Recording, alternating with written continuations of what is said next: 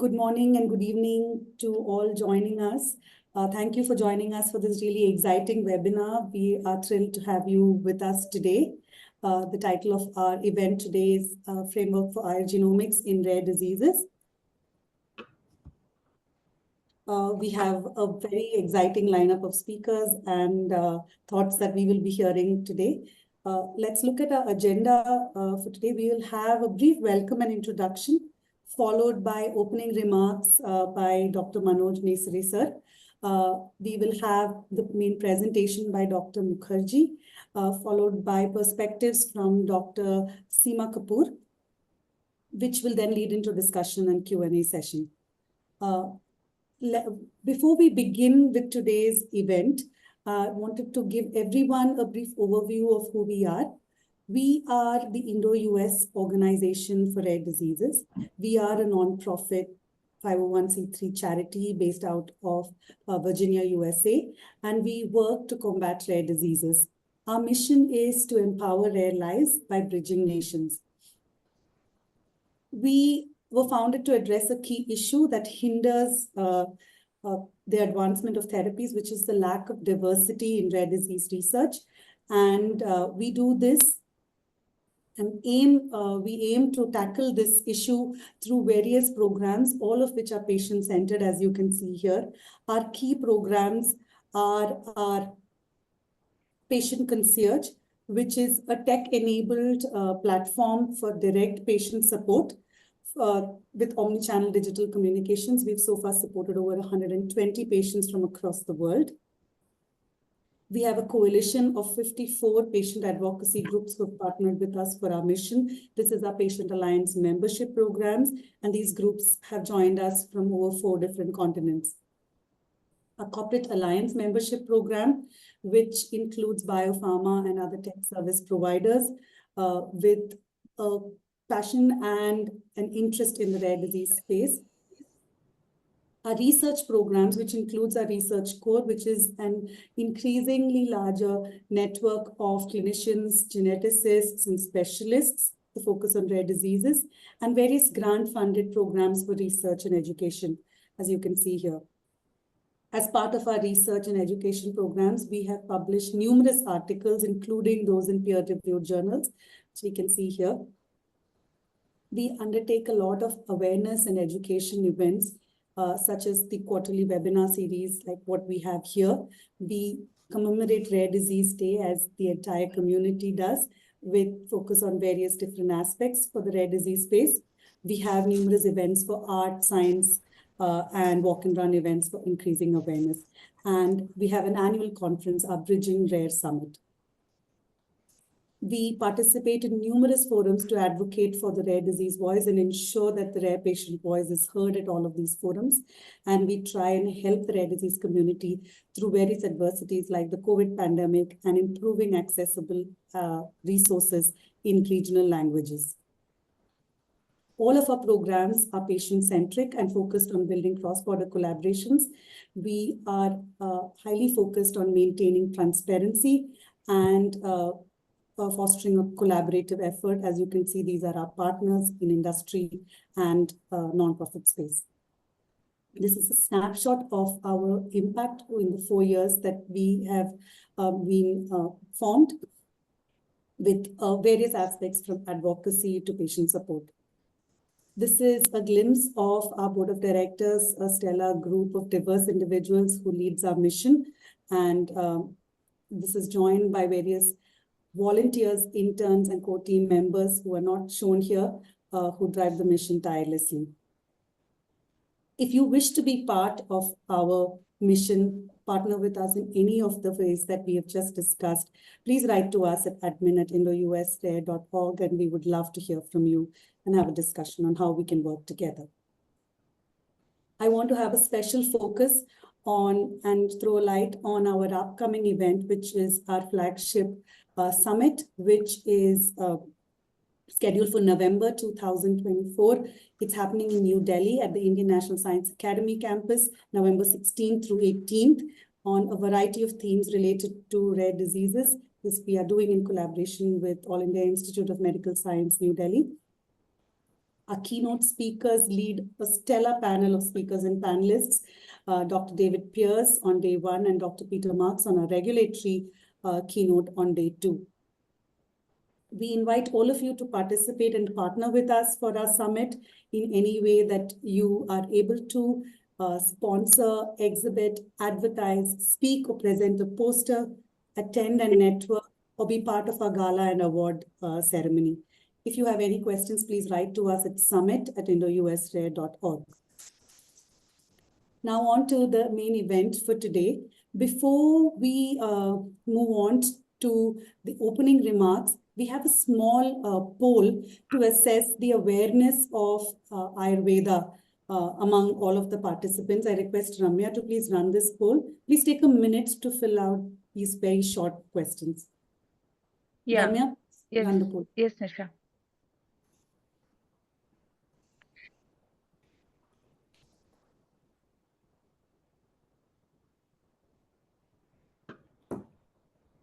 We will keep this running for a minute and then we will use this for and display the answers later on during the session.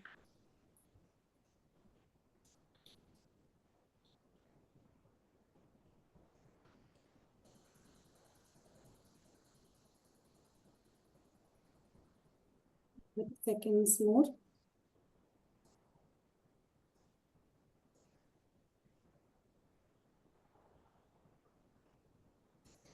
I don't believe the poll is showing up in a way that we can respond. It's showing the results instead of the poll. Is that the case? Please let me know if you are facing any issue. Yeah, that is the case. Yeah. That's because you are the host. You will not be able to enter the answers. I think they're receiving responses now. Yeah. Yeah. Okay, just a few more seconds and we can close the poll. We have received 5 more seconds. How do you view the answers? It will be shown, ma'am. I think Ramya will be able to highlight that. Okay. Okay. All right. I think we can close this. Yeah. Okay. All right. Dr. Seema, Dr. Mitali, I think Ramya will be able to help you show the poll results before your talk. But to get started, I call upon Dr. Harsha Rajasima to give a brief introduction to our guest of honor, Dr. Manoj Nesari, who will be giving opening remarks. Please keep in mind that you keep all of your videos and mics muted and ask any questions or thoughts on the chat window. And note that this is being recorded. Please share your experiences with us. We want this to be an interactive session. Harsha, over to you. Thank you so much, Nisha. Good morning and namaste to everyone joining us from US, India, and globally. It is my honor and privilege to welcome such esteemed speakers today with our guest of honor, advisor to Ayurveda to the Ministry of Ayush, which stands for Ayurveda, Yoga and Naturopathy, Unani, Siddha, and Homeopathy. And there is a dedicated ministry in India for these aspects of medicine, traditional medicine. So Dr. Manoj Nesari, it's my pleasure and honor to welcome you. He's the architect of modern Ayurveda for his significant contribution to the field of Ayurveda in terms of education, capacity building, integration of Ayurveda in public health delivery, developing, enabling legal provision, various national and international initiatives, including the global promotion of Ayurveda. The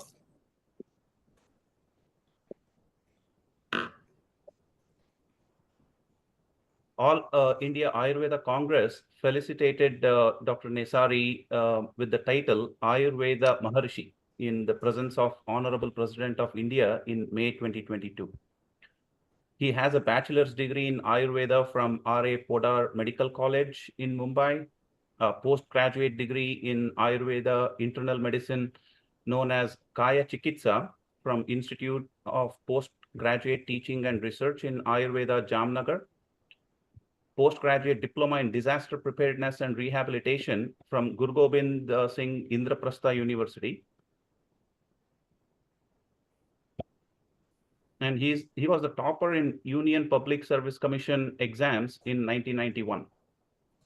He has a doctorate degree on policy research on international laws related to traditional systems of medicine. So we could not have expected a better guest of honor and speaker today to educate all of us on the role of traditional systems of medicine, but also in the international context in cross-border collaborations that Indo-US organization is so focused on. So with that, I welcome Dr. Nesari to address us and share his wisdom. Thank you very much, Harsha. Am I audible? Yes, you are. First of all, I congratulate IndoUSrare for organizing this event and mainly for also accommodating the Ayurveda concept in this symposium on the webinar.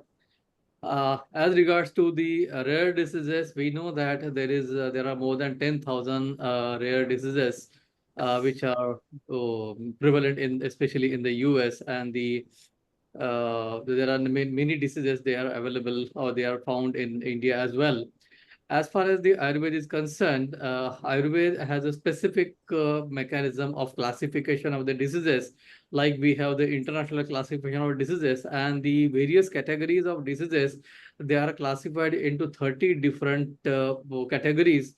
And these categories, they represent the main presenting clinical features. Say, for example, the pyrexia or the diarrhea or the tumor and so on and so forth. So likewise, these 30 classifications are there.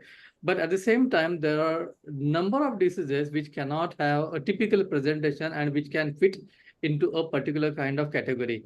And it is also not possible to actually name each and every type of disease. And that's what actually the Indian ancient classics have mentioned, that the Vikaro Nama Kushilona Jiriyat Kadachna, that not every disease can be named. But at the same time, there is mechanism to understand the pathophysiology of these various diseases, to understand that what is the level of the pathogenesis which has happened, how it is progressing, and how to actually treat with that. In this, there are different symptoms of, because Ayurveda is a science which is based on the understanding or the theory of the three different type of energies, which is called as Vata, Pitta, and Kapha, where the all various kind of movements or the growth, or whether it is cellular movement, whether it is a fluid movement, any kind of movement, even the movement of the thoughts. So that is governed by the Vata, and the any kind of metabolism, especially like the heat or the color or the digestion, transformation. So that is done by the Pitta, and any kind of function related to growth, the sticking together, binding together, adhering together, giving the strength.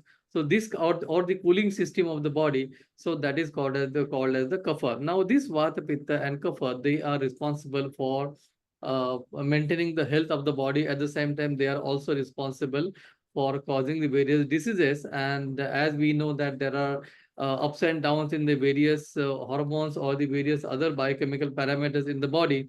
Similarly, there is ups and downs, that is the diurnal variation in the levels of the Vata, Pitta within the body, and it is within the normal level. When we talk about rare diseases, most of the rare diseases, they are caused because of the vitiation of the Vata. And you can find this the presentation depending upon the clinical features which are presented in the patient, whether it is the acute myeloid leukemia, which is also a rare disease, or the Klinefelter syndrome, which is also a rare disease. So in that, you can find this presentation in various diseases. Because of what, there could be more dryness, or the excess of the height could be there. There could be the movement could be affected. There could be the hypermotility could be there. So various these kind of symptoms, they could be there. At the same time, in the body functions also, say for example, the excess stimulation of the reproduction of the WBCs. So that is also because of the RBCs. So different type of cells, whether they are the blood cells or whether they are the different kind of tumors, because this is again a growth of uncontrolled growth of the various tissues. So that is also because of the deranged of the vata. So various types of these cancers and other these kind of diseases, they are caused by the vata. But at the same time, there could be the involvement of the other doshas also. And there is a specific mechanism to understand the pathophysiology of these diseases in Ayurveda. And this is the way. At the same time, the diseases, the symptoms or the presentation of a particular the energy. So that depends upon the seat of that particular energy, where actually it is involved, whether it is in the heart, whether it is in the blood, whether it is in the bones, whether it is in the tissues or in the organs like the eyes or the nose or the heart or the colon and so on and so forth. So depending upon the seat or the location, depending upon the type of energy which is vitiated, so we get the presentation. And it is said that these various diseases, many of the times they occur because of the genetic predisposition or the basically the mutation of the genes in the body. And this concept has been described in various places. Say, for example, there are 6 various factors which are affecting the development of the fetus. So it is not only the sperm and the ovum, but even during the development, the diet which is taken by the mother or the impact on the mother's mind, because it also impacts on the growth of the fetus. So there are these different 6 factors which are mentioned in ancient texts, and these 6 factors, they should be healthy, they should be taken care so that the baby could be healthy. Otherwise, there is possibility of having some mutation, and because of that, there could be a baby with some kind of inborn disease could be there. At the same time, there are direct references that the disease they are transferred from the either of the parent, that is the mother or the father. But the various number of diseases which have been mentioned, how actually the genetic origin is there. There is also a possibility, the one more factor is that when the Shukra Dushti is basically Shukra is a dhatu which is responsible for the regeneration, and the Shukra is not only the semen or the sperm, but Shukra is also the ovum and the sperm both. And when a male or female, they indulge into the various kind of unholistic diet, so that diet leads to the deformity or some kind of the malfunctioning in the sperm and the ovum, and that leads to either infertility or the progeny having some kind of diseases, or they might be having the inborn errors, or they might live short. So these various explanations, they are given in the ancient text. At the same time, there are certain diseases which are mentioned, which are, it is called as the Ashto Nindatiya. So that means the 8 different type of diseases which are, or the presentations which are totally to be incurable. So the excess of height or the excess of dwarfness, the excess of obesity or excess thin. So likewise, there are the 8 categories they have been mentioned, and these presentations, if we see today, though basically they match with the various presentation given either in the acromegaly or the Klinefelter syndrome or the various these kind of diseases. At the same time, there is also the management which is given, and this management is based on the understanding of the various doshas and the dhatus, and this management is either in the form of various procedures, either in the form of the various medicines, or in the form of the diet. So these kind of various interventions, they could be possible. And we have seen in the clinical practice that the patients, say for example, the Duchenne dystrophy. So these kind of patients, they respond to the Ayurvedic medicines well. It is possible to slow down the process of degeneration. It is possible to improve their life, with the quality of their life. But at the same time, it is also important to understand that not every patient respond equally. Some patient, they may respond, and you can find the in the biochemical investigation, say for example, this level of the CPK is reduced in certain children they may not, and then you have to again assess the diagnosis, and again you have to readjust the treatment. So this is the way actually it is possible. But that doesn't mean that Ayurveda can cure and which can provide the cure to each and every disease. So there is one should take care that there should not be any tall claim. Every disease has some limitation. Every pathy has some limitation.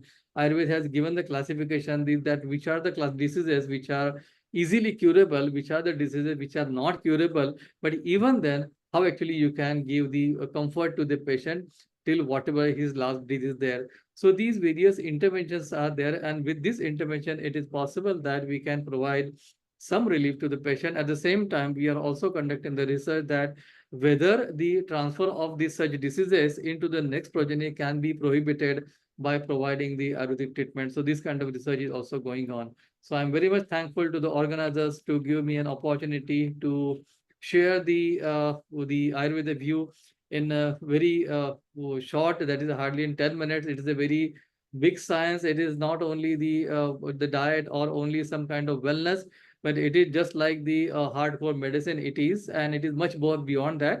But still, it was just glimpses that I thought that could be useful to the viewers, those who are participating in this event. Thank you very much. Many thanks for sharing your vast experience and wisdom in a very concise and short time span, Dr. Nesari. We appreciate that, and we will have a lot more interactions during the rest of the event. So please hang on and encourage all of you to drop any questions you may have for Dr. Nesari or any other speakers throughout the event, and we will try to get as many of them towards the end. With that, I now welcome Dr. Reena Karta to introduce Dr. Mitali Mukherji and take the event forward. Reena, over to you. Thank you, Dr. Harsha, for the introduction and for bringing us all together on this forum as IndoUSrare. So it's my pleasure and privilege to be the moderator for today's event. And it's my pleasure, extreme honor to introduce our main speaker today, the keynote speaker, Dr. Mitali Mukherji, who is the professor and head of the Department of Bioscience and Bioengineering at IIT Jodhpur. Dr. Mitali is a graduate from IIC Bangalore in molecular, and she focused on molecular genetics, and now she has been involved in establishing prominent genomics initiative in India and pioneered the emerging area of Ayurgenomics. So like all of you, I'm also here to learn more about Ayurgenomics and its application in rare diseases. For those of you who are not familiar with rare diseases, these are conditions that affect a very small number of people. In the US, it's defined as diseases that affect 1 in 200,000 individuals. And in India, it's something about, with our population, it's around 1 in 5,000 individuals. And so these conditions are mostly like 80% of these conditions are or have a genetic origin. And so it predominantly affects children. So we don't have much time to identify what that disease is and come up with a treatment for these individuals. And so learning about Ayurgenomics may be a way to figure out if there is a way it could be applied in rare disease and reduce this diagnostic odyssey for individuals with rare diseases. Now, Dr. Mitali, she heads an integrative precision health center of excellence at IIT Jodhpur, and she's applying AI-based or artificial intelligence-based data science-driven framework for her research, which mostly focuses on genomics and molecular medicine, and also bringing in precision medicine to this. She's a recipient of several prestigious awards, including the Shanti Swarup Bhatnagar Award, and she's a fellow of Indian Academy of Sciences and Indian National Academy of Sciences, and board member of the International Consortium of Human Phenomics. So with that, I would like to invite Dr. Mukherji Mitali Mukherji to take us over to the topic, the main topic of today's discussion, and to enlighten us on this area. Thank you. Thank you. Thank you so much, IndoUSrare, for giving me a forum to share our work. I'll just 1 minute.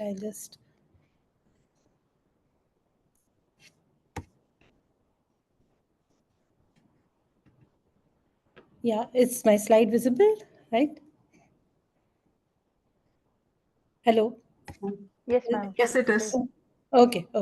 Dr. So, Mitali, would you like to see the poll results and speak about that before you start with your talk?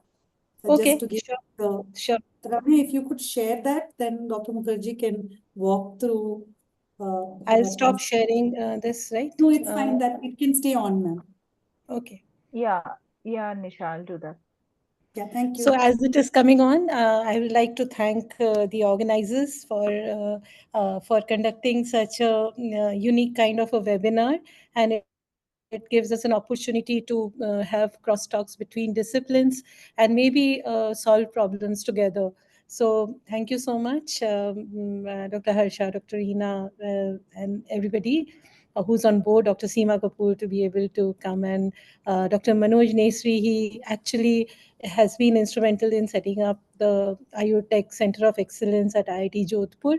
So thank you to be on board today. So are you showing the polls? I'm not able to see. Yes,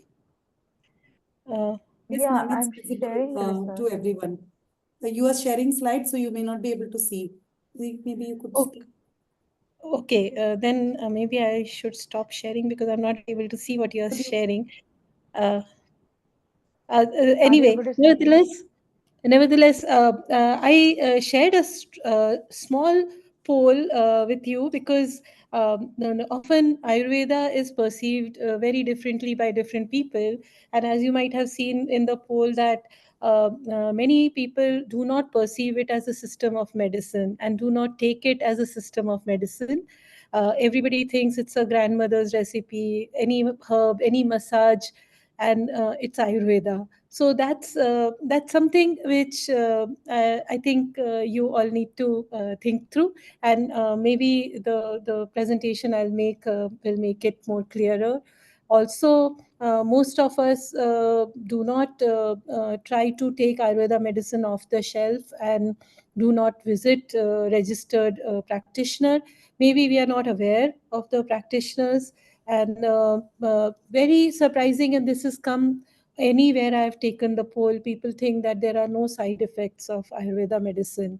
45% on an average all feel. Ayurveda has different kinds of medicine. If you think turmeric is a spice and turmeric is a medicine, so consuming it as a spice, and if you consume it as medicine, then it is not likely to have a side effect. It is not so.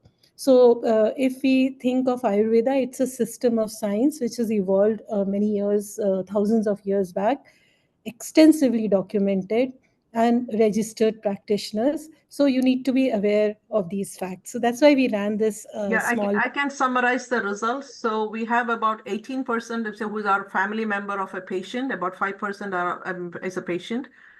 We have 23% of the audience are medical practitioners, and then a large 36% have said they are other. And how do you perceive Ayurveda? I think 36% said as an Indian tradition practiced by elder generations in the household, and 27% as a system of medicine, and 23% as home remedies, and 14 as mostly opted for a lifestyle. I think those were the two main things that you were interested in. And I think we have equal split with individuals who have visited an Ayurvedic clinic, who have obtained medicine over a prescription, things like that. And 45% don't believe that Ayurveda medicines have any side effect. Side effects, yes. Yeah. So let me again welcome you to this webinar, and I will try to take you through what is this Ayurgenomics all about. Maybe many of you have not heard about this term, and what is this framework, and why do we think we can actually do something in the rare disease area through this. So as was mentioned, we have a transdisciplinary center of excellence in integrative precision health. We now realize that science is becoming multidisciplinary to be able to address any kind of problem.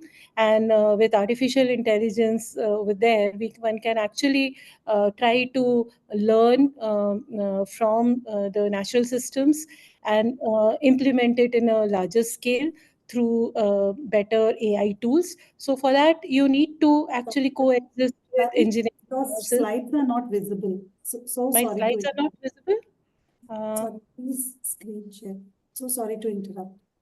I'll just, can you just unshare the poll result? Maybe is that,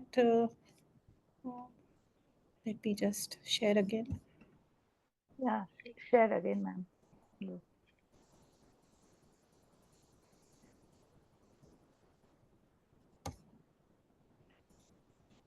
Is it visible now?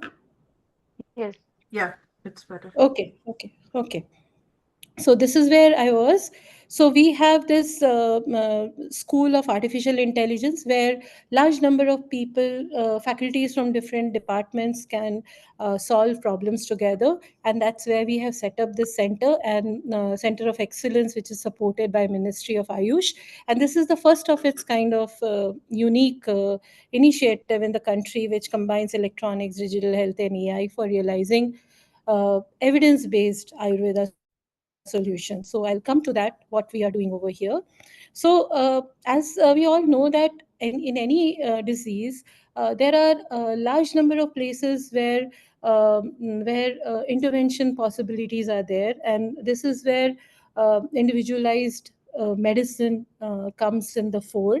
And this has been primarily propelled by genomics, because now you have the genome sequence of healthy individuals, you have the genome sequence of people who are affected with different diseases, and now you have a chance to look at the genome and try to predict what happens when you have a disease.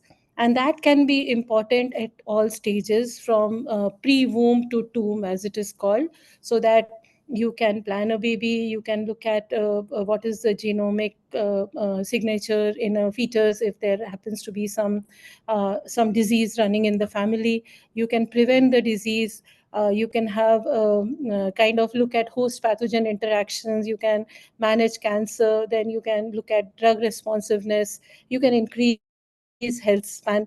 Or you can also infer the cause of death, which would be useful in other scenario. So all these ability to actually intervene at all the places is what is now being promised, and this comes under the realm of what is called as P4 medicine: predictive, preventive, personalized, and a participatory aspect, where the patient also becomes a participant in this kind of a decision making. I've spent nearly 2 decades in Delhi in working in a very rare disease called ataxia. It's not so rare anymore because AIMS has a ataxia clinic, and it's nearly 10 to 15,000 patients have been referred. Patient and including family members, it would run to many thousands. And this has kind of highlighted the enormity of the challenge in rare diseases.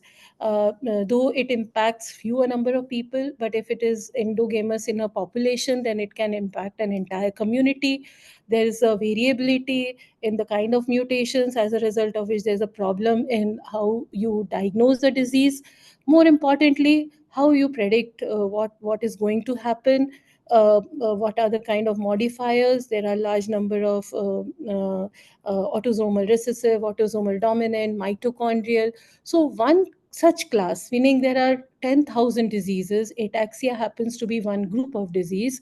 And 20 years it took us to first understand, and Dr. Farooq is now taking care of it in IGIB. He'd been my earlier PhD student, but he's like trying to understand the mechanism of pathogenesis. And there was a very sensitive article which has been written as to how, despite all these kinds of developments, how the patients need solutions, and why we need to work together maybe to get some solutions across to people. The other thing which is coming up is that all the rare diseases have some converging themes. For example, if I take sickle cell anemia, 98% of the people would have the same mutation, but in a different environment. For example, hypoxia, infection, dehydrating condition, people precipitate into various stages. Some people might have stroke, some people might have bleeding crisis, some people might have pain, some people might be asymptomatic. And now people are thinking that along with sickle cell anemia, there is an environment around it, because of which modulates the course of a sickle cell anemia, so that people will land up in any one of them. And it's a challenge to know who is going to land where. And as a result of which, managing, if you are able to predict that beforehand, maybe you might be able to manage these crises which often come. The other thing, what people are also finding in terms of, this was in terms of outcome, but in terms of measurable things, people are finding that you have a genetic susceptibility, there is an environment which triggers the disease that leads to some kind of a pathophenotypic state which can be measured at the cellular level: inflammation, hemostasis, cell proliferation, immune response. These are impaired, either one of them, which actually modulates the course of a disease. So you can think of it as there is a spark somewhere, and there is again something which kind of increases a spark, and there's a fire, and the disease culminates into end phenotype. But depending on people to people, there might be different extent of severity, activity, etc. So that's where again one wants to know, what if I'm predisposed to certain kinds of cellular phenotypes, can I modulate that so that I can actually manage the disease severity or activity in a better manner?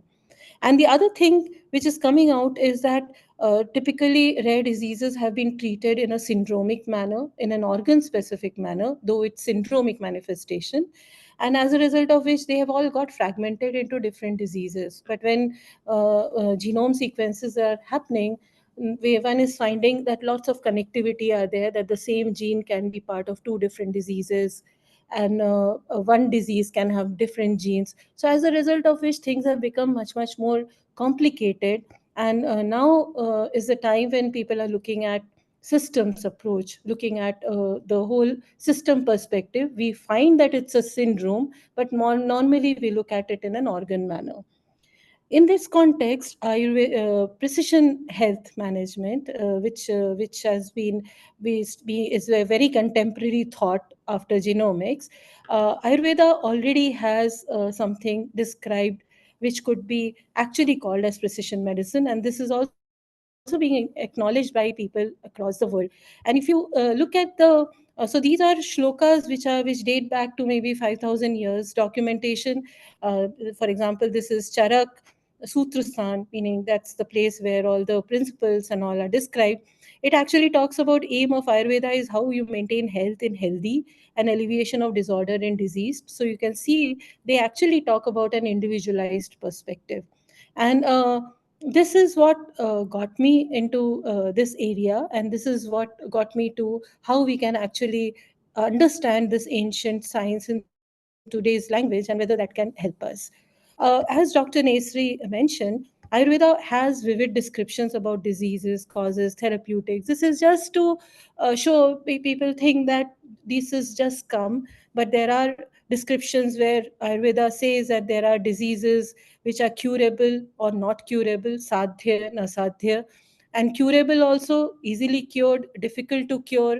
And when it is not curable, then you have to work on palliative aspect, or you should actually leave the patient alone if that is not treatable. So there is ethics, and there is also this kind of vivid classification. It also has how a therapeutic would be most optimally given. So there they talk about these 16 aspects, each of four major aspects, and each of them having four aspects, where you have to have a physician who has to have knowledge, skill, experience, sense of hygiene, cleanliness, medicine which has to be abundant, it has to be effective, it has to have multiple ways you can prepare it, it has to be compatible with whatever is being given. The caregiver has to have certain attributes, and also the patient ability to relate the history, be compliant, be endurant, and then also communicative. So this is called as Mahachatushpad. And then there are also vivid descriptions about some things which in today's language one can talk about. So there are defects in the sperm chromosome gene. We can think about it in today's language, but here there are descriptions of bij bhagavya. So these are the things which is described, that what leads to the disease could be something which is there in your genetic makeup. It also talks about the course of a disease, the pathogenesis, and the stages of pathogenesis. So how a disease starts with an environmental trigger, it vitiates something called doshas, which Dr. Nesri mentioned, and I'll get to that, and how those then interact with each other to create an environment which actually leads to differentiation and appearance of disease and symptoms. So these are not only described as principles, but the phenotypic descriptions are also given. And there's something which is called a Shatkriya Kal, where they say that any disease progresses in 6 stages, and there are 6 stages where intervention possibilities are there, which in today's language you can talk about the etiological, the prodromal symptoms, and the clinical and post-clinical. So these are, I'm just trying to give this because maybe the audience is not so aware that Ayurveda is actually a very documented science. And one of the things which Dr. Nesri mentioned, and this is what is the common organizing principle, which is called as Tridosha. So Ayurveda has these 3 components. It is called as Vat, Pitta, and Kapha. These are 3 physiological entities which primarily govern the movement, the metabolism, and the structural component of the system. So they govern these systems. So in a biochemical pathway, you will find that there's a building up, there's a breakdown, there's to be movement, and any one of this is impaired can lead to certain kinds of diseases. So similarly, the work of Pitta is to govern metabolism, Vata is to govern kinetic, and Kapha is to govern the structural component of the system. All of us will have them in varying proportions, and depending on what proportions we have it, uh, people will be classified as Vat Prakriti, Pit Prakriti, or Kapha Prakriti. So now you can see a Vat Prakriti might have higher proportion of Vat, but that much proportion of Vat in a Pit Prakriti will be a disease state.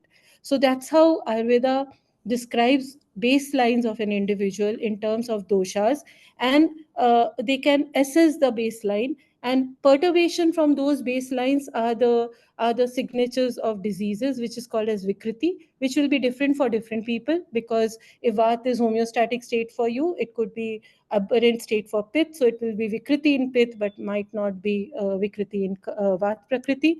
And these disturbances from the baseline are what is assessed to work out an optimum treatment, where the medicines are also kind of described as to what kind of axis it works on, whether it modulates Pitta or it can bring down Vat, something like that. So this whole thing gets into this network medicine principle or framework, where the link between the causes and the features and the therapy are all through a common organizing principle of dosha. And these are these 3 threads are called as Trisutra. So what we think about as network medicine has been described in these terms. Now, if you say kinetic, it might sound abstract, but there are also descriptions in Ayurveda about when they say kinetic, what do they mean? And you'll think cell division. This is a new term, but believe me, I'll come to that. There is an Ayurveda shloka which actually talks about if you translate it in cell division. So Vat governs cell division, signaling, movement, transport, cognition, excretion, etc. Pitta governs things which are transformational in nature: digestion, metabolism, thermoregulation, vision, host surveillance, etc. And Kapha governs the growth, structure, storage, stability, lubrication, and all these properties. So, uh, and what is very interesting is that prakriti of an individual is invariant, and it actually is described to be a contribution of not only the genetic component from mother and father, but also the prenatal intrauterine environment of the mother will actually modulate it, after which you have the prakriti. So they have these descriptions, and I don't know Sanskrit, but this is the only shloka I've been working for the last 2 decades. Shukra shonit sanyoge Kal Garbhashay Prakriti, meaning the mother's the lifestyle, the season of conception, and it's governed by ethnicity, jati they call. Kul prasakta means what runs in the family. Deshanupatini is geography. Kalanupatini is the time, and age, Vayanupatini. And then finally is the individual variation. So if you're looking at an individual, that person is a consequence of all these attributes, which is not only genetic but also environment. And what is very interesting is that you have the person as a particular prakriti, but these components would also vary temporally, as in the time, as in the season, as in the age, so that sometime Vat is more in everybody's system. So diseases of Vat might manifest more during those times, etc. So these are very, very detailed given, and these are the ways by which an Ayurveda doctors can in multiple ways establish what is the dosha, what is the baseline dosha, and what is the vikriti. Now, what is very interesting is that the seat of all these doshas are also given, and which organ they are mostly present. For example, we have RNA, and we have RNA differentially expressed. So three dosha also have differential expression, and depending on that, they actually confer attributes of different kinds. And these are the things which we assess. So, for example, Vat governs these kinds of organs, Pit governs the skin, the digestive, blood, eye, Kapha governs these system.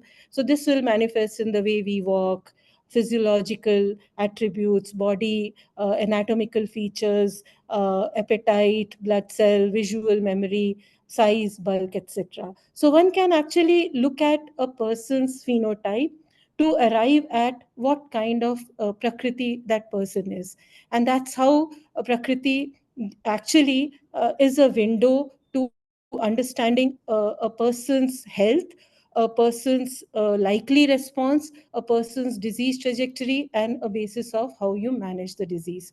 So this is, as you can understand, is like what precision medicine we are talking about. So here there is a description of health, and health not as one type but as 7 different types, and it is true for different populations. Not only that, Ayurveda also has descriptions of what are the diseases which can, or disease conditions which can happen if you have aberrant Vat or aberrant Pitta or aberrant Kapha.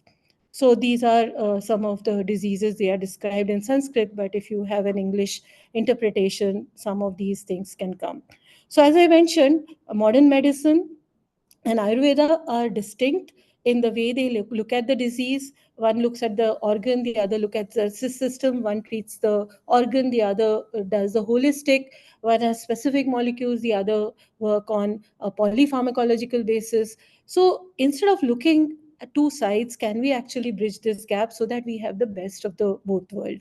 But how do you go about it? So the first thing we did, and this was around 2 decades back, so the slide is also very old.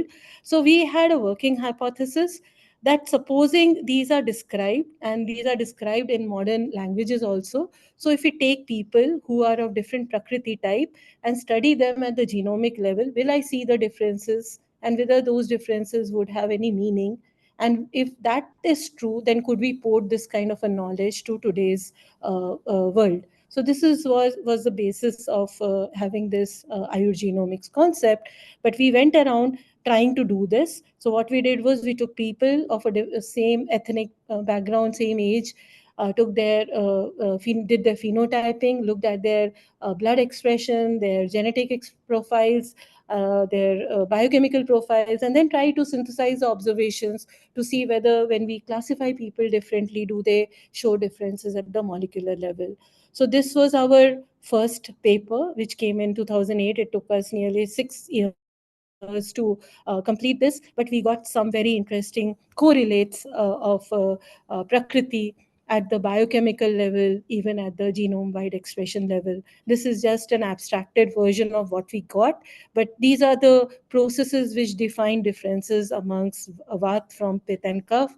These are the processes which differentiated Pitta from the others, and lipid profiles and all differentiated Kapha. So this now, as I mentioned, Ayurgenomics is an iterative language. So we went back to look at what does Ayurveda describe, and Ayurveda has actually descriptions of Parmanu Bhed, Parisankhya is a work of Vat. So this was like very mind-boggling. It's there in our supplementary, in all our modern papers. And over the years, our group, other groups have actually found that if you query Vat, Pit, Kaf Prakriti at various cellular, physiological hierarchy, you see differences at all levels, which tells that Ayurveda-based classification can allow us to identify molecular differences, and those molecular differences can come out meaningful. I'll just illustrate this with one example, which actually helped us build this connection between feature, causes, and therapy, that we found differences amongst people. Then we went on to ask, do these differences actually matter? And then we found that there is an axis which actually governs how we tolerate low oxygen condition because of a genetic variation which differs between the Prakriti type. And we showed by certain experiments that these differences become meaningful to people who are adapted at high altitude, or who go to high altitude and develop these pulmonary conditions called HAPE. Now, looking at that, we asked that whether this kind of a hypoxia axis would also be relevant in other condition. So this was a work which was led by a modern doctor, Dr. Anurag Agarwal, and he showed that in asthma, if you modulate this same axis, which is pit cuff differentiating, it actually brings about differences in inflammation and epithelial injury. So that if you provoke hypoxia in asthmatic condition, then there is a huge amount of inflammation, which is also resistant to steroids. We also showed by genetic ways that if you have this axis, then it could actually govern bleeding outcomes in hypoxic condition. Once we had this axis, then we asked that this was done in a mouse which was developed asthma, modulated in the pit cuff. So we asked if Ayurveda doctors treat asthma by modulating pit cuff, then can we actually use that medicine in the mouse and see whether there is a benefit? And we actually find that one of the drugs, and this was led by Dr. Bhavna Prashar, Adatoda vasica, this is an Ayurveda medicine which is used for treating asthma. We use it in the same mouse model, and we find that all the therapeutic clinical endpoints which are described for asthma are kind of alleviated. And then she showed it in the preclinical model of COVID, and that led to a clinical study with All India Institute of Ayurveda with this medicine to show that during COVID, when hypoxia was relevant, this medicine would be useful. So Dr. this, Mitali, you have about 5 minutes. yes, I will just finish. So this leads us to other kinds of things. We could also show that cellular level, if we take cell lines of people and study them who are from different Prakriti type, we find that inherently their cell proliferation rates also differ. And this is very important, that you have a cellular phenotype for dosha, and these cellular phenotypes are now coming to be important even in many diseases like autism. Macrocephaly has been shown to be because of a higher rates of cell proliferation in the embryonic stage.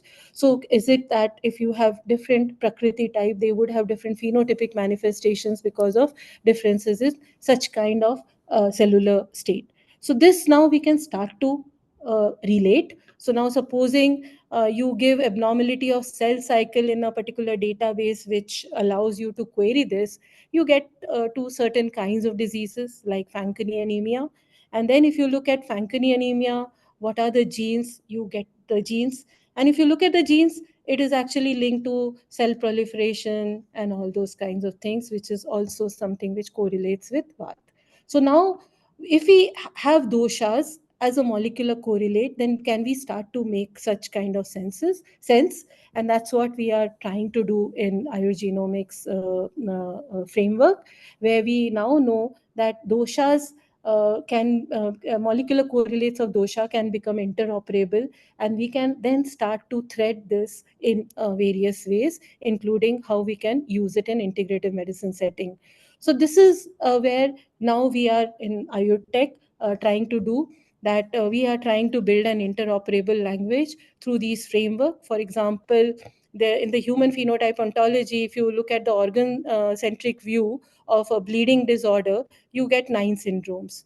But when you take these features and you annotate them by Vat, Pitta, and Kapha, you find that predominantly in all of them, Pitta is most predominant, the red color. And Ayurveda also describes such kind of syndrome as Rakt Pitta. So this is how then we can start to think of that if Ayurveda has as a way to describe these diseases, could we then integrate this knowledge with today's clinical knowledge and start to see whether we are able to redefine diseases in Ayurveda language? And if that is there, then can we port some lifestyle, some other kinds of things from Ayurveda and move towards synergistic, personalized options? So this is what we are trying to do in Ayurtech. We are trying to leverage all these principles with objective measures. So we are trying to develop computer vision, crowdsourced participatory platform, big data analytics, therapeutic, meaning devices and systems for drug standardization, and if in fact developing an integrative framework which could be relevant in today's time in integrative medicine setting. This is a big interdisciplinary team. Here, there are large number of engineering people and bioscience people from different departments, and we have Ayurveda doctors participating from Ayurveda University over here, along with other clinical collaborators. Partners are increasing now, and the whole work got initiated in IGIB 2 decades back because of Professor Brahmachari. Bhavna, she's been the PI in Ayurveda. She is an MD in Ayurveda, and she is there in IGIB as a scientist. And we have had a huge number of people from different areas participating with us, doing their PhDs, and different collaborators from different parts of the country, different parts of the world, public health people, and also from different fraternity. So this is I wanted to share today. It's I hope I am able to communicate some of these things. So thank you so much, and I'm there for questions. Sure. Yeah. Thank you so much, Dr. Mitali Mukherjee. I mean, this had been so enlightening. I mean, didn't know that so much work has been going on in this space in India. And thank you so much for keeping up to time and giving a good summary of the entire initiative that is being done. And now I invite Dr. Seema Kapoor, who is a clinician by training. Nisha, if I can have the slide. Just 1 second, Reena, please go ahead. Sure. Yeah. So I just want the audience to hear from a clinician who has been taking care of individuals and patients with rare diseases on her perspective on what she has heard right now from Dr. Mitali Mukherjee and also from her experience. So Dr. Seema Kapoor is a director professor at the Maulana Azad Medical College. She is in charge of the Division of Genetics and Metabolism and coordinates the Center for Excellence in Biochemical Research. She's on numerous advisory boards and part of national task forces, including the Task Force for Metabolic Errors, Lysosomal Storage Disorders, and the National Newborn Screening Committee. Dr. Kapoor has over 170 publications in her name and is a recipient of a number of awards, including several gold medals during her MBBS, that is her medical training. And Dr. Kapoor now is taking on additional roles just to continue her effort and initiative in the rare disease space. And so with that, I invite Dr. Kapoor to give her perspectives on what she heard and from her experience.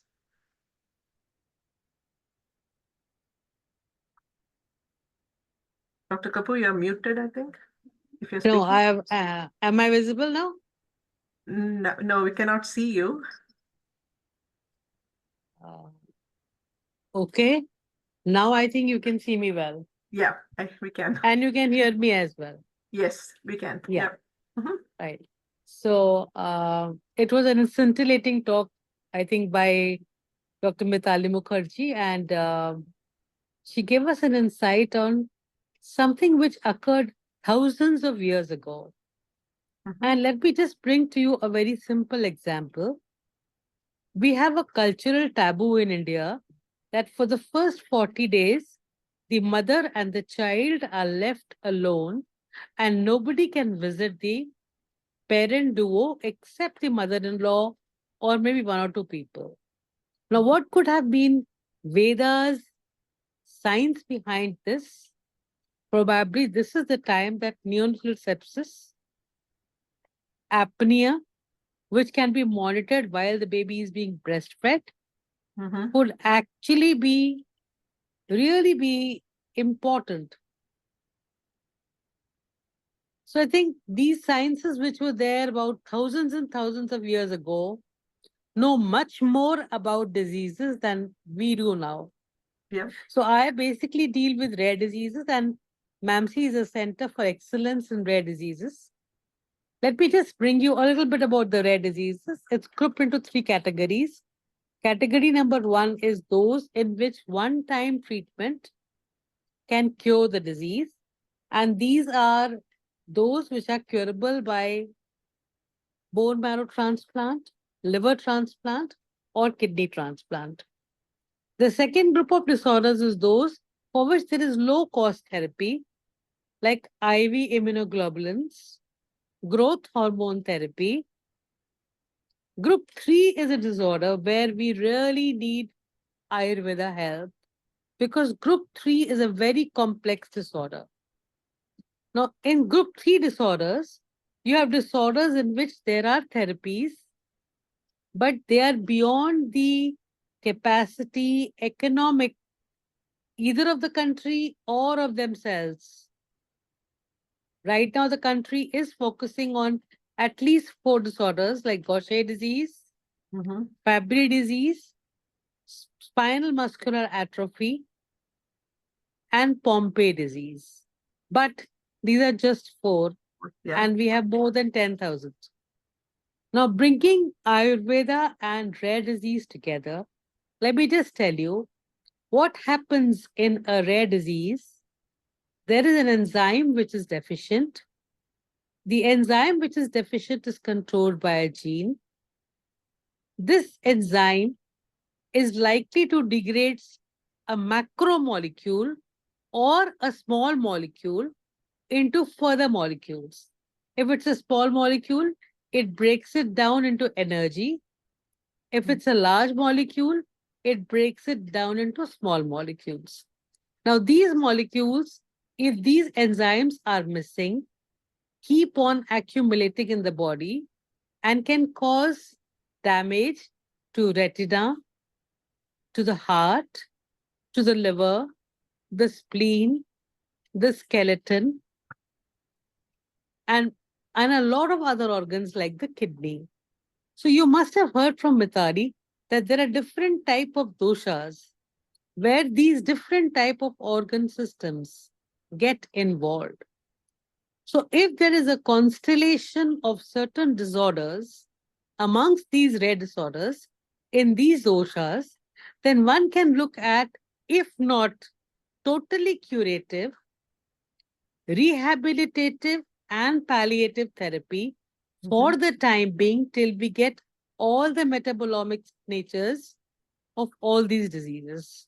So I think the most important message is that we are looking at cross-talk, cross-connection between having a dosha and having a particular organ system being more frequently involved, or a constellation of organ systems being more frequently involved. Why is it so that these are clustered? If they are clustered, they have to be automatically dictated by signals which are genomic in nature. The treatment can be based on DNA, can be based on RNA, and these RNA modification drugs were probably available years back when Charak Samhita could have been written. And if some of us were to decode them, we would actually need not rely upon patents from other countries, but develop in-house patents from India. So I think it's very important to understand that there are genomic signatures based on doshas, and probably if we can highlight few of them, and we can have a palliative, experience-based, placebo-controlled, randomized trial going through all the phases of traditional medicine, we might be able to give something to the world which the world has never seen. So I think that's what my comment would be, to join modern medicine with what Dr. Mitali has said to you. Thank you, Dr. Seema Kapoor. I mean, I think that is so very true what you just said. I mean, it's about integration of modern medicine with what we had always known, but forgot to look at. And I'm so happy that we are starting to do that now. And Dr. Nesari and Dr. Mukherji, thank you for your initiatives. I think it is going to bring so much new knowledge. I mean, I should not say new knowledge, maybe rediscovered knowledge. It has always been there. We didn't look at it. And hopefully more people will start looking at it and identify these crosstalk, the cross connections, and addressing not rare diseases, not as individual diseases, but as a group of diseases. Please, audience, if you have any questions, please put it in the chat box. But Harsha, did you have any comments that you wanted to share? I know that you have put in the chat. No, I just wanted to say thank you, and just wow, so much of knowledge and wisdom shared in such a short period of time. I think we are glad we recorded this, because we will have to watch a few more times to fully Yes. understand how much knowledge and insights has been shared by Dr.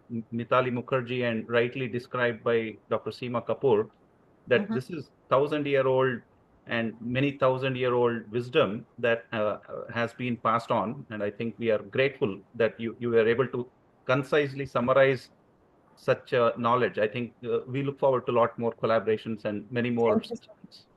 Yeah, I mean, I think the first step is about understanding the disease. And I know that we need to have a part 2 where we talk about some of the treatments that you think would be potential. I mean, again, we are not endorsing any particular treatment or anything. It is just that understanding the disease at the molecular level and trying to identify cross connections and probably strategies to tackle it, which may be already done in one disease, but now it could be applicable to another disease, thereby reducing the timeline for drug development or repurposing a drug that has already been existing. So I just wanted to ask about how are you bringing in people who are practicing modern medicine, like Dr. Seema Kapoor? I mean, I know that she's one of the main people, but there are a lot of others too. And are there initiatives by the government to bring together people who are practicing modern medicine with the Ayush or Ayurvedic medicine, the traditional medicine? Are there things that are being done at the government level or at the national level? So the Ministry of Ayush, I know, is looking at certain dental issues where Ayurveda treatment could work.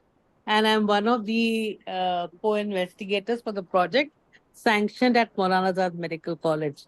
So the government does have some initiatives to join traditional medicine with modern medicine, and then to look at histopathological changes that occur over a period of time after which this medicine is given.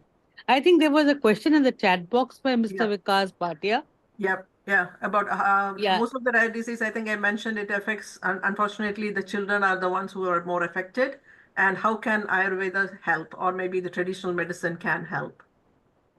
Dr. So Mitali? I think, Dr. Mitali will answer, and probably then I can just join in. Yeah. So there are now deliberations about this crosstalk, because everybody is now acknowledging that we need to get things together, and we need to start to work at how to get the benefit across to the patient, because patient is wanting at the end of the day to be cured by an evidence-based solution. And modern doctors and Ayurveda doctors typically have no conversational forum to speak. So I have been working with genomic people, modern doctors from AIMS, Dr. Seema Kapoor, in rare diseases, and I have been working on Ayurveda front. So one of the things I find is we need to get conversations going. So the best is a molecular conversation, which can be deconvoluted as a shloka and can be deconvoluted as a Harrison or whatever textbook. Experiment. So so we need these conversations, and I think Dr. Nesari has been instrumental in a lot of these tech initiatives across different IITs also. So we are getting other people on board. The most important thing is to have conversation, have these forums where we can talk, and I think things will materialize. So DBT Ayush has also joined hands. So pharma has to look different. It has to take Ayurveda principles into perspective to be able to have meaningful results, because single molecule doesn't work in Ayurveda. Single molecule of pharma cannot be recommended by Ayurveda even if the medicine has been inspired from Ayurveda. So we have to appreciate that.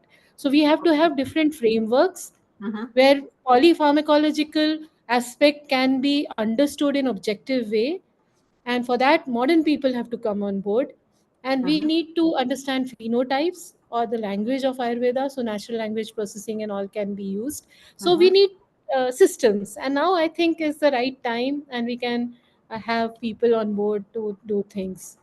So Yeah, rightly, so Tina. that I I would would just like to add to Vikas Bhatiaji's comment that it occurs in the pediatric age group. And that's the time where genomic imbalances are more likely to be rectified rather than at an age where they reach a situation where it is beyond repair. So if a combination has to come, it has to come in the pediatric age group.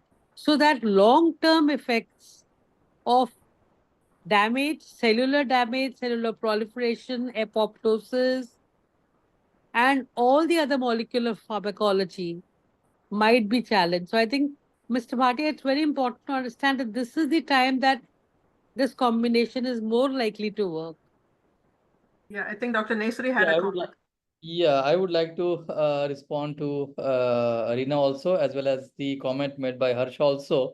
First of all, Arina, you correctly mentioned that first of all, we have to understand the disease, and this is what the Charak Samhita has mentioned in the shloka, that Mhm. rogam ado parikshe tato nantaram aushadham tatap karma paschat jnanapurvam samachare.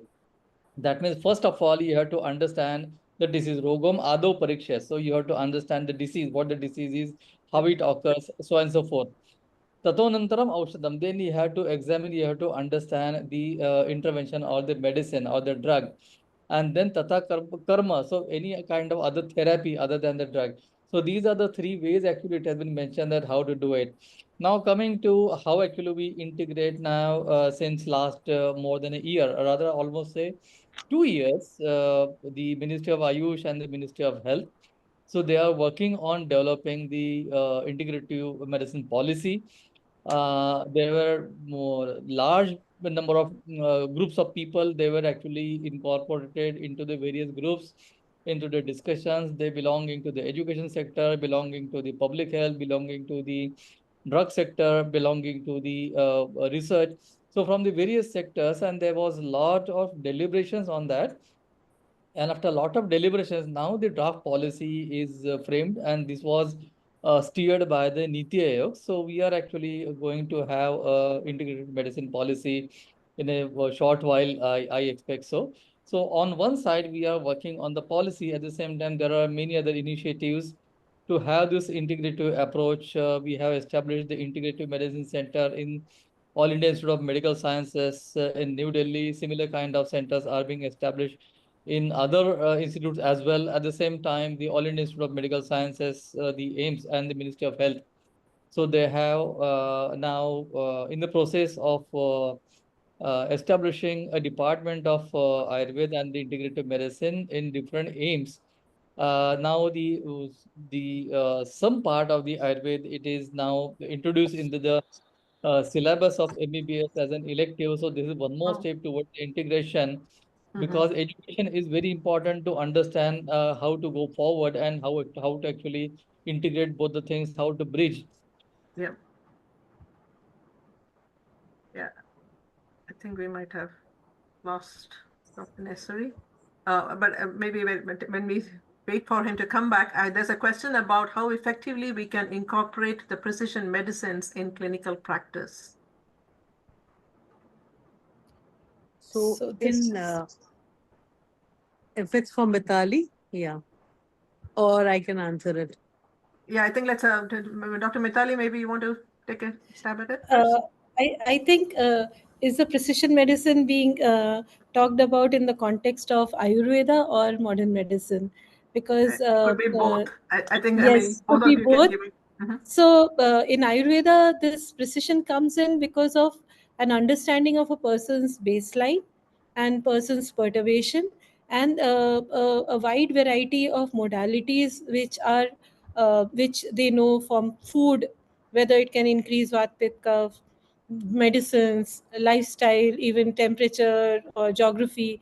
So that's how I think precision will be very expensive. But even if you are getting to stratification, and if Mhm. we actually divide it into 7 broad groups also, that is also likely to be really wonderful. For example, sickle cell anemia.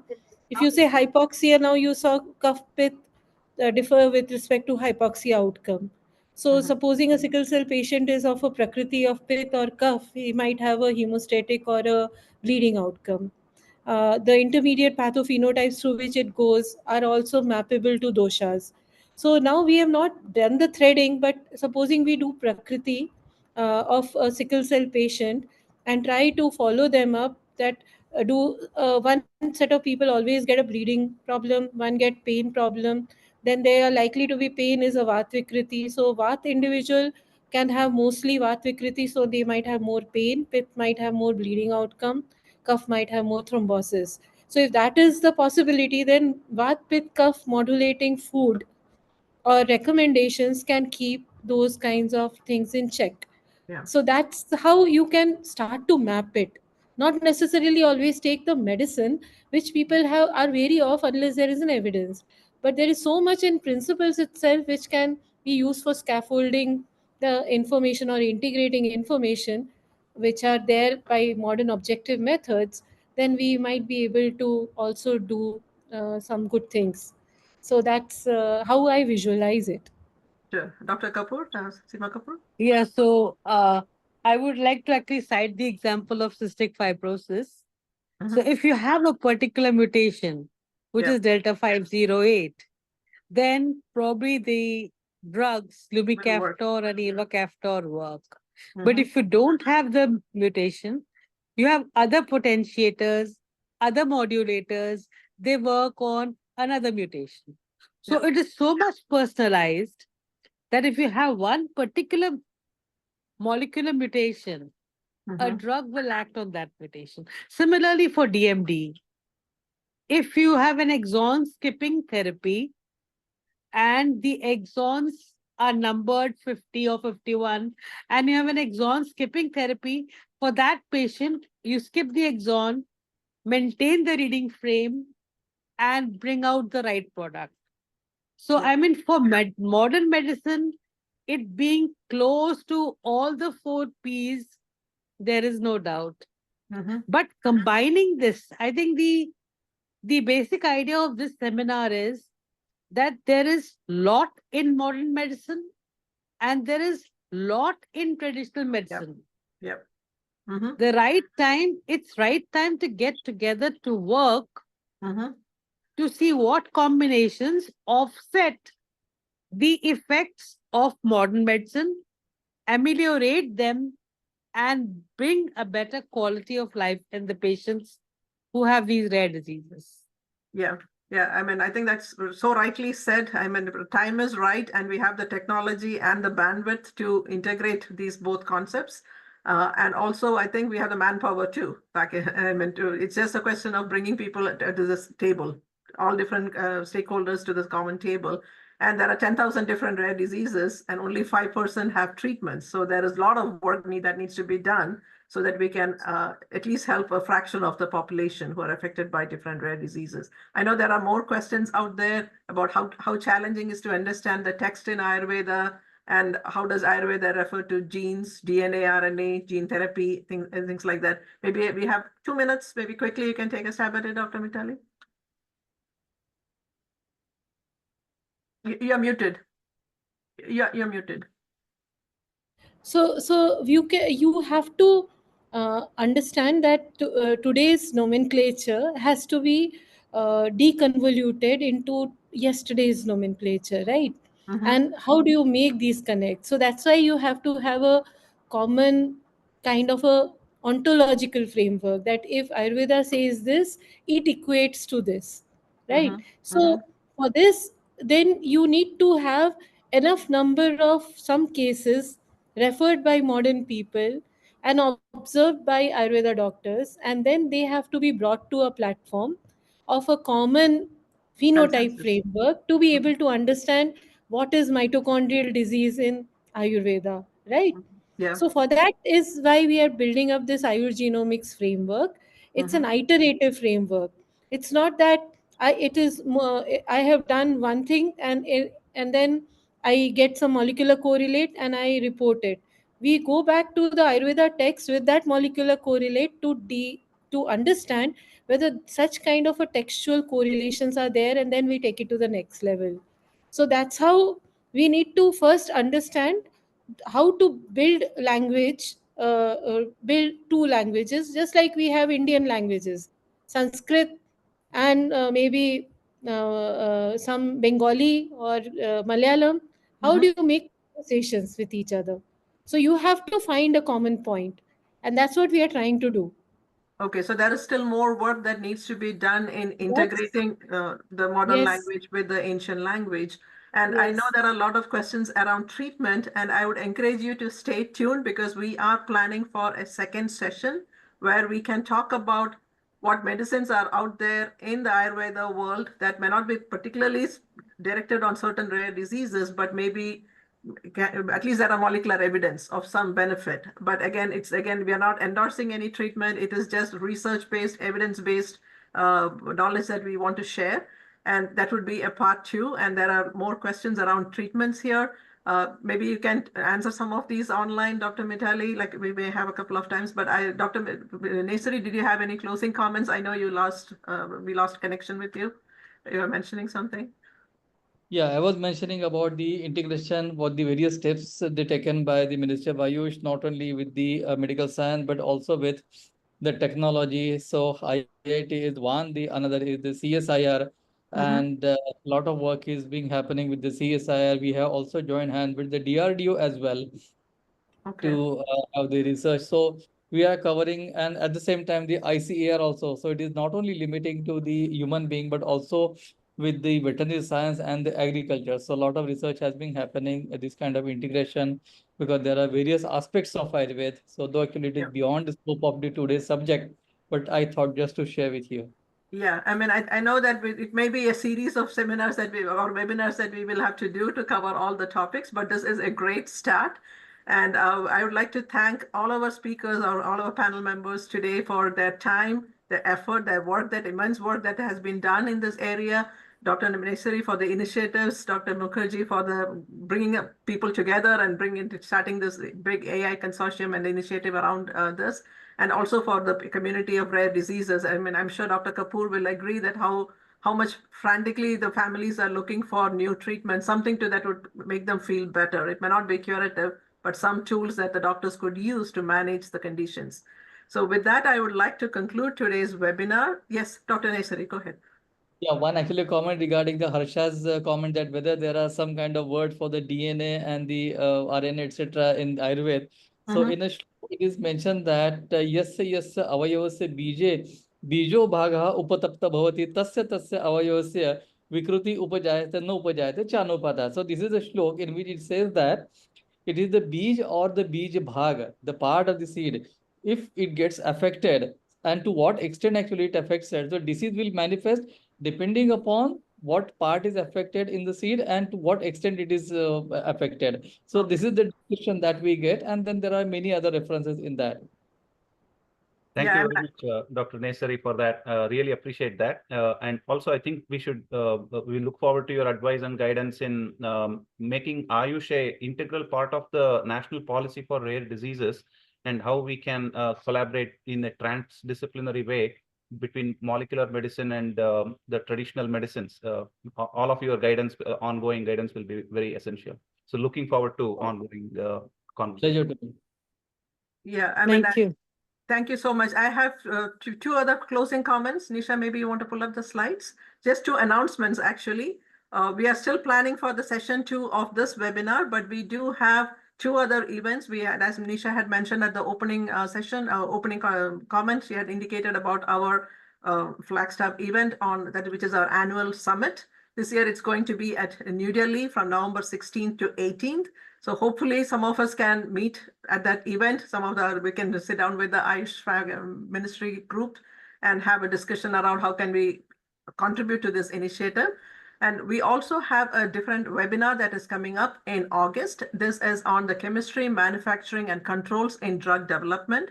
It's basically drug development 101, like what are the things that would be needed to bring the drug in front of the regulatory agencies. And this webinar would be led by Dr. Partha Mukherji, who is the head of CMC Analytical Development at Amicus Therapeutics. So hope to see many of you at that webinar as well. And I would once again would like to thank all our speakers today, the organizers, the people behind the scene who has put together a lot of emails and prep calls to get this into this shape. And we look forward to having more kind of conversations and also a follow-up webinar to talk about treatments. Thank you all for those who participated and asked questions. I know we didn't get to the therapy part of it because I just want to make sure we cover the topic before we answer those questions. So thank you all. Thank you. Thank you so much. Thank you. Thank you very Thank much. you. Thank you, Nisha, Ramya, for pulling this off.